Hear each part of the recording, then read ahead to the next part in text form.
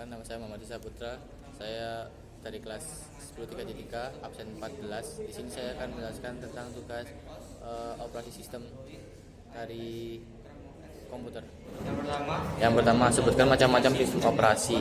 Sistem operasi yakni 1. Microsoft Windows, Linux, macOS, Android, Chrome OS, Windows Server, macOS Server, dan FreeBSD Server. Yang kedua, jelaskan peran sistem operasi dalam kerja komputer, yaitu sebagai penghubung antara lapisan hardware dan lapisan software.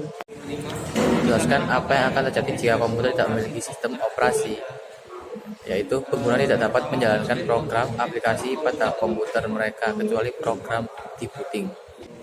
Yang keempat, apa yang harus Anda lakukan jika komputer tidak memiliki sistem operasi, yaitu menghubungi produsen komputer atau hard disk. Produsen mungkin bisa membantu Anda dengan utilitas untuk memindai disk yang rusak atau memverifikasi pengaturan BIOS, atau bahkan kamu dapat menginstalnya sendiri.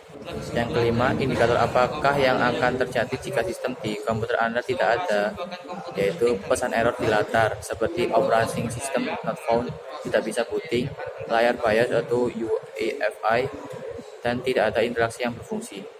Yang keenam, perhatikan handphone Anda. Tunjukkan sistem operasi apakah yang digunakan oleh handphone Anda, Android dan iOS untuk Apple. Yang ketujuh, buatlah kesimpulan dari tugas ini yang berhubungan dengan sistem operasi. Sistem operasi adalah perangkat lunak sistem yang mengatur sumber daya dari perangkat keras hardware dan perangkat lunak software, serta sebagai jurik daemon untuk program komputer. Dan yang berikutnya, tugas diskusi yang selanjutnya yang Romawi 2. Nomor 1, jelaskan apa yang terjadi jika perangkat komputer tidak terpasang dengan benar. Yang terjadi yaitu komputer tidak akan berfungsi dengan baik, penurunan performa, masalah kompatibilitas komputer tidak dijalankan. Yang kedua, bagaimana pendapatmu jika ada seorang pegawai yang diberikan perangkat komputer keluaran terbaru dan tercanggih, tetapi karyawan tersebut tidak fasih dalam menggunakan komputer tersebut, yaitu memberikan pelatihan, pendampingan awal, dan sesuaikan perangkat dengan kebutuhan kerja. Teknologi canggih harus diimbangi dengan keterampilan, dengan kepatuhan pengguna agar hasilnya optimal.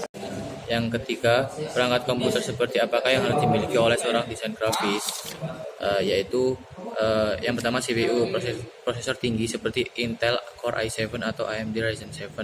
Yang kedua, GPU, kartu grafis kuat seperti NVIDIA RTX atau AMD Radeon. Yang ketiga, RAM minimal 16 GB, penyimpanan SSD 512 GB atau lebih, monitor resolusi tinggi 4K dengan akurasi warna tinggi, dan kelebihan tambahan yaitu pentabyte untuk desain digital. Yang terakhir, yang nomor 4, yaitu perangkat komputer seperti apakah yang harus dimiliki oleh seorang operator komputer biasa, yakni mungkin yang pertama CPU, Intel Core i3 atau AMD Ryzen 3, dan RAM 4-8 GB, penyimpanan yakni HDD 500 GB atau SSD 256 GB, dan monitor resolusi standar.